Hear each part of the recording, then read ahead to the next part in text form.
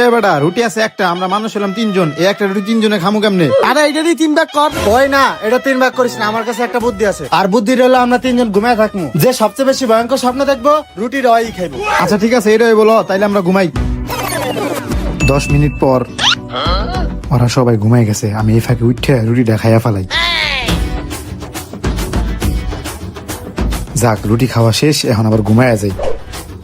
3 ঘন্টা পর। ওই আসি বই, আর কত ঘুমাবি? ওঠ। ওই বেটা কি হয়েছে তোর? ওই বেটা তুই জানোস আমি কত ভয়ঙ্কর স্বপ্ন দেখছি? আমি স্বপ্নে দেখছি আমি 3 আসমানের উপরে উঠছি আর নামতে পারি না।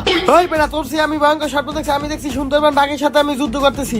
আরে কস কি? আচ্ছা তাইলে দেখি হাসান কি স্বপ্ন দেখছে। ওই হাসান, ওই হাসান, ওই বেটা। কিরে হেই বেটা, ডাকাটাই করতেছস, আর একটু ঘুমাইতে দে। ওই বেটা ঘুম পর আগে কি স্বপ্ন দেখছ? এরে ভাই, স্বপ্নের কথা আর কি কমু, আমি কঠিন একটা ভয়ঙ্কর স্বপ্ন দেখছি রে। কি স্বপ্ন দেখছো ক? ভাই আমি স্বপ্ন দেখছি বিশাল বড় একটা দানব একটা লাঠি নিয়ে আইয়া আমারে কইতাছে, হাসান তুই চালু করে রুটি খা, নাইলে তোরে বাইরে মেরে এলাম। আমি তো ভয় ভাই ঘুমে থেকে উঠে রুটি খেয়ে লাইছি। কি রুটি খেয়ে লাইছস? হালার বলা দানব যখন তোর রুটি খেতে গেছে আমাকে ডাক দিবি না? ভাই আমি তোকে 2 জনের অনেক ডাক দিছি, কিন্তু তুই হইলো 3 আসমানের উপরে ছিলি আর ও হইলো বাঘের লগে যুদ্ধ করতেছিল, তাই তোর আইতে পারস নাই।